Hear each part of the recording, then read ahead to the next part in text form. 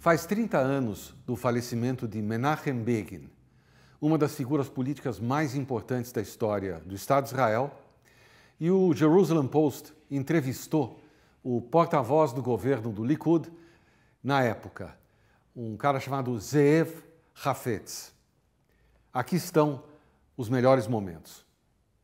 Sobre a chegada do Likud ao poder. Segundo Hafetz, foi uma combinação de coisas. O Likud vinha de 8 derrotas em seguida nas eleições, mas Yitzhak Rabin teve que renunciar ao cargo de primeiro-ministro porque foi encontrada uma conta de banco ilegal dele nos Estados Unidos. Além disso, o país estava meio aborrecido com a performance do governo trabalhista na Guerra do Yom Kippur, em 73, e os judeus árabes mais conservadores começaram a participar da vida política. Sobre a visão que Begin tinha dos trabalhistas. Begin acreditava que as pessoas no governo eram, antes de mais nada, servidores públicos e deviam continuar seu trabalho independentemente de sua orientação política. Além disso, ele tinha muito respeito por alguns dos trabalhistas que estavam no governo.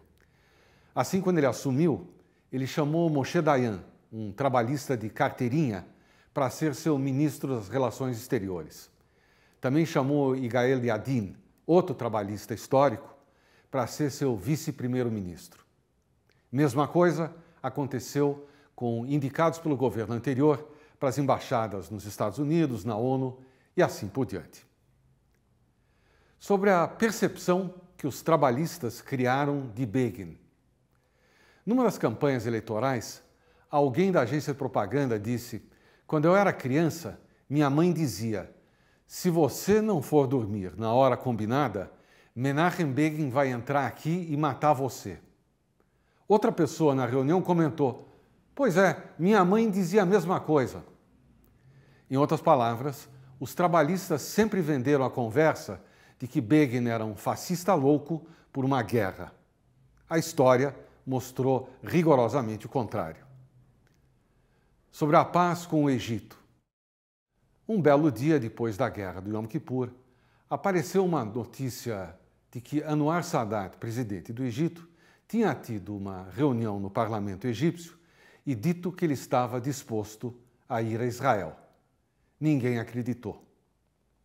Semanas depois, chegou a informação oficial de que Sadat viria a Israel.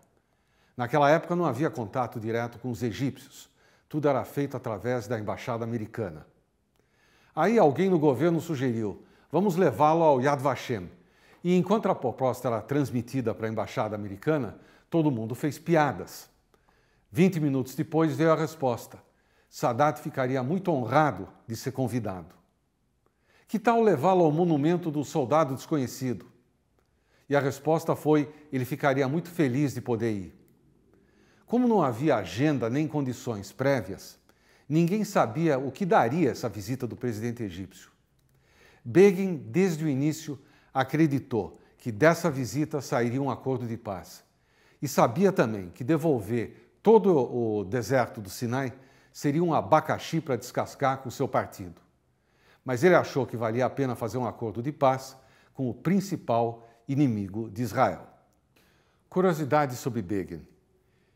Begin sempre foi percebido como um líder, apesar dos seus óculos antigos e do seu forte sotaque polonês. E ele nunca mudou seu jeito de ser. Um bom exemplo disso foi a noite em que saíram os resultados das eleições.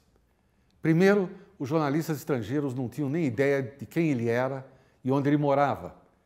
Quando chegaram no endereço e foram recebidos, descobriram que ele morava num apartamento de 2 dormitórios alugado, com sua esposa e filha. Como as entrevistas não tinham fim, em determinado momento, sua esposa, a Lisa, entrou na sala e disse: "Escuta, vocês vão me desculpar, mas vocês têm que ir embora, porque está na hora da minha filha dormir." Outra história ótima. Begin foi convidado pelo presidente Carter para uma visita oficial, sua primeira viagem ao exterior. O mão direita de Begin, Yeil Kadishai, diz a ele: "Escuta, quando vocês forem a Washington, estarão representando todo o povo judeu. Esses ternos que vocês usam não são exatamente adequados para esse tipo de visita. E Begin responde: e quanto vão custar ternos novos? Kadishai ligou para a melhor loja de artigos masculinos de Israel e disse: olha, eles estão muito entusiasmados que você vai usar os ternos deles em Washington. Vão mandar um alfaiate aqui para tirar as medidas. E Begin pergunta de novo: mas quanto isso vai custar? E Kadishai responde: eu acho que eles não vão nem querer cobrar. E Begin diz: eu não quero ternos de graça. Ligue para eles e pergunte quanto eles vão nos cobrar se nós pagarmos em prestações. Como Begin enfrentaria o dilema de princípios envolvendo Rússia e Ucrânia? A família de Begin foi morta no Holocausto. E ele não gostava nem dos russos, muito menos dos ucranianos. É muito simples de explicar. Além de ter sido perseguido pessoalmente, a Rússia era responsável pelo armamento e rearmamento dos principais inimigos de Israel. Ao mesmo tempo, ele não acreditaria numa palavra do presidente Zelensky sobre os ucranianos salvarem judeus na guerra.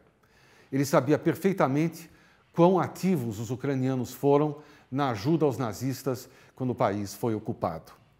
Ele não teria saído correndo para ajudar a Ucrânia, mas se perguntaria: o que devo fazer no melhor interesse de Israel? Zev Hafetz, que deixou de ser porta-voz do governo Begin por discordar da maneira como o governo tratou os acontecimentos de Sabra e Shatila, terminou sua entrevista dizendo o seguinte: conheci um monte de gente famosa e importante na minha vida, e eu posso dizer com certeza que ninguém me impressionou mais do que Menachem Begin.